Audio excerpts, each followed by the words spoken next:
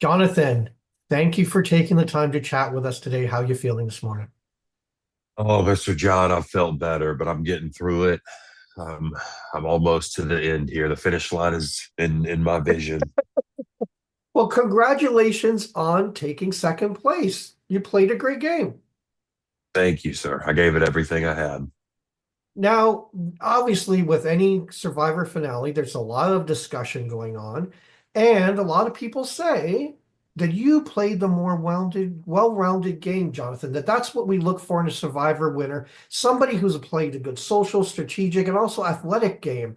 Um, how do you feel about that praise that you're getting for your overall game?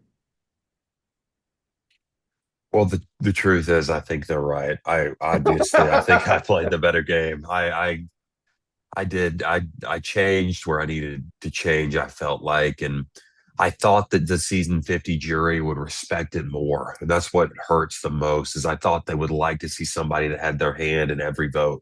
But instead they wanted to see a floater that was in the middle. I mean, Ozzy said it best. You let somebody in the middle get to the finale. And it's like, well, wait a second. That's why I said, can you clarify for me? What does it mean I let somebody in the middle get to the final? And he Right. said, "Well, somebody was in the middle of the finale. Look what's happening." Right there, and then and there, I knew Ozzy wasn't going to vote for me, which is shocking. Right.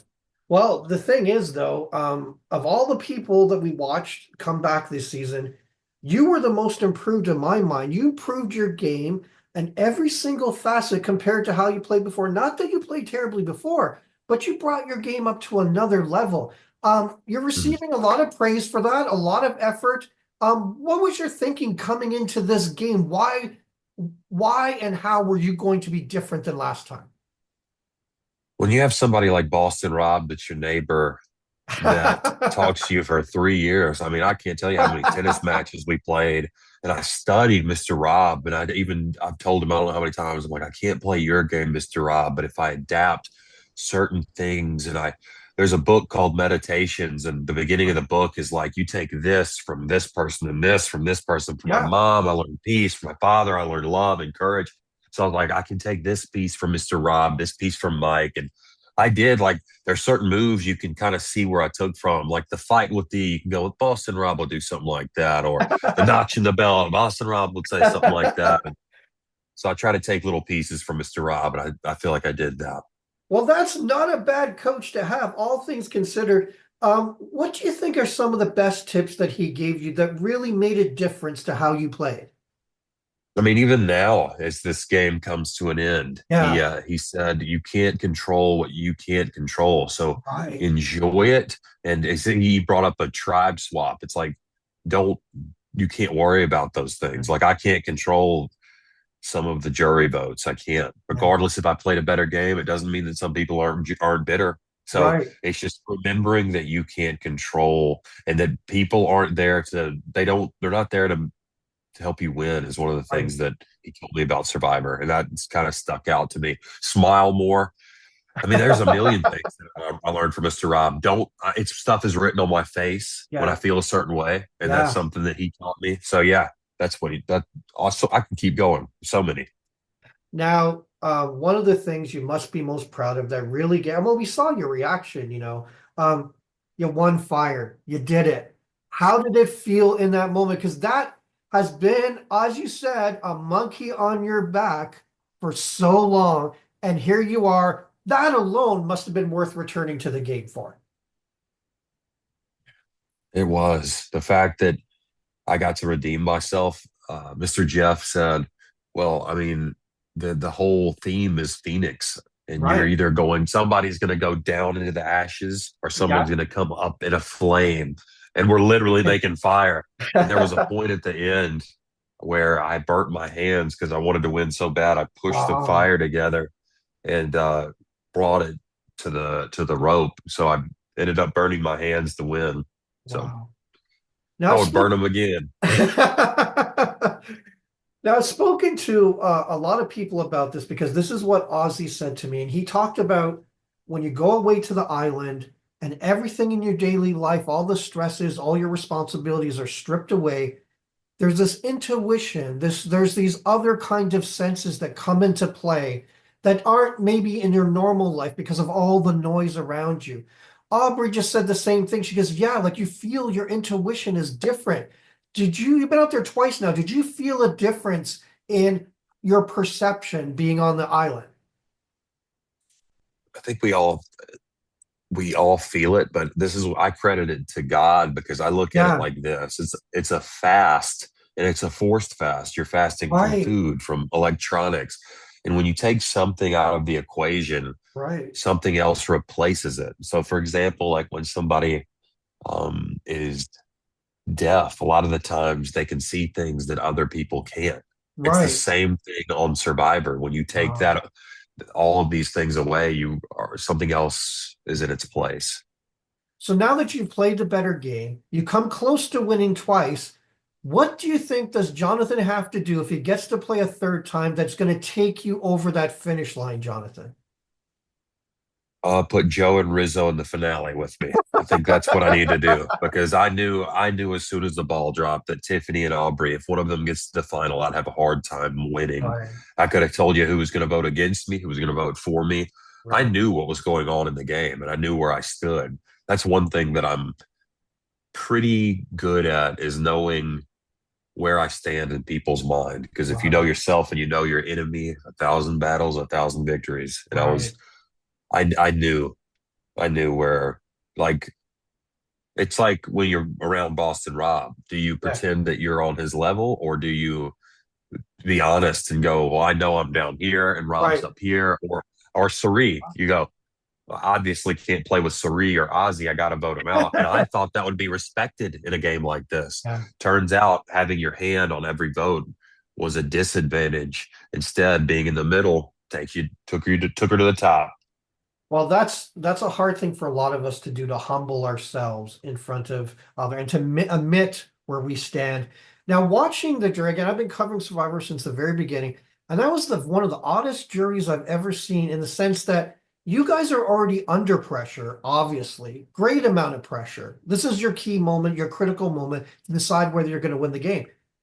And the jury themselves are playing another game. They seem to be arguing with each other. So, what was your sense being out there in front of that? What was your sense of what was going on? Because I was a little bit confused myself. It was like, the attention should have been on you guys, and some of it went to the jury. That is such a good point. I'm glad you brought that up because you had them battling amongst themselves when, I mean, Rizzo, that didn't even show, but he took a moment for himself to go, what his question was, this is my legacy. This is why I have a legacy. Tell me. And then he listed his legacy before he goes, now what's your legacy? And it's like everyone was doing it, not everyone, but a lot of them Right, had an agenda and it was obvious. Stephanie had an agenda for me. Sari had an agenda for, and Tiffany had an agenda for Aubrey. And once I saw that, I was like, if Sari can rally troops like that in the game, don't right. hate for a second she's not rallying the troops like that in Ponderosa. Yeah, yeah, You know it's the truth because then you think for a second that the game's over when they are voted out. Absolutely not. It's over now. Well, not right. even now. In about 30 minutes when I'm done with mine. Now, Jonathan, you've been able to watch the whole season back, and obviously you're not involved in every discussion, every conversation. Watching it back, what are some of the things that have really surprised you the most, the things that you weren't aware of? The truth is, it surprised me that there were so many people coming to Suri at once Right, and asking her what to do and how that wasn't a red flag to all these people. That she had so many people that were coming up to her and asking her what to do, and them just blindly saying, yes, you're right. I was thinking, Ozzy said I was going to go the other way, but because you just said that one thing, Suri, I'm completely changing my mind. The amount of power that she had blew my mind. And that's what I credit my partial credit of loss is to right, her because she did the same thing in Ponderosa. right, And like if you can just say no, we're all voting for Aubrey, like she did no, we're all voting for Christian, or no, we're all voting, then that's the answer. I mean, that's how you get and lose votes. right. Now, looking back at the whole game, again, you played a great game, just like you did last time, got as far as you could. What do you think, if you're going to come back and you're going to play again, where do you think the chink in your armor is? What do you think? Maybe not even the chink in the armor, but maybe it's just what are some of the things you think you need to fine tune when it comes to your game, Jonathan? I've been working on the perception of me Right. for like 4 years, 5 years, but like Right. I can't take away my height or my deep voice. No. So I don't, I still work on the perception of me. I've even seen fans' perception of me and I don't like it. And I Right. don't know what to do to change that. And that's something that I don't know if I can work on it or if that's I don't know, because it seems to go back to what people think instead of what actually is happening, if you know what I'm saying. Right. Well, Survivor is a game, and game of life too is a lot is perception, people's own thoughts of what they think. When you talk about the fans, you must have seen a lot of praise. Again, a lot of people take the comments to heart. What is on your mind when it comes to how they view you, how they see you in your game? I used to think that people that read the comments and that were famous and they were like, "Ah, it hurts me." I was like, why do you care what these other people think? And then I started Right. doing it and I was like, oh man, it does hurt. These people are mean. Like I got a message last night that I can't even repeat that Wow. is just absolutely uh it's hard to think that another human would say that because of a TV show. Yeah. Well, this is You the know, it's a uh, that's one of the things too, is that people don't, they're watching the TV show and they don't understand these are real people. These aren't characters in a TV show. Um, Looking back, is there anything about your journey that you wish people would have saw, Jonathan? oh, I had a spearfishing competition with Ozzy and I beat I him pretty heard good. I about wish this. people would have seen that. Yeah, Did Ozzy tell you? yeah, it was Ozzy, and then I think Rick mentioned it too about how you guys had this competition. Explain a little bit about that because it sounded like something awesome. What did Ozzy say? Did he say win or lost? He didn't actually say that. He just said he wished it I bet he was didn't. good. No, it was good. We all went out there and we had a good time. And I shot about 10 fish and Ozzy shot about four, just so we're putting on that. And Devins, we speared a fish for Devins and put it on the end of the spear for him so he could hold it up. Oh my And God. it was a lot of fun. Lots of sharks, lots of that was one of my favorite times on the island was spending time with everybody. Well, Jonathan, it was wonderful to see you back again.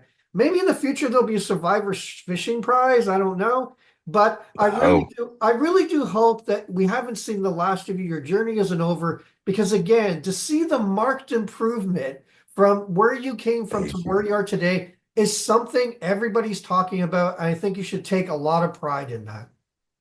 Thank you, sir. That means a lot. Take care, Jonathan. Have a great day. You too.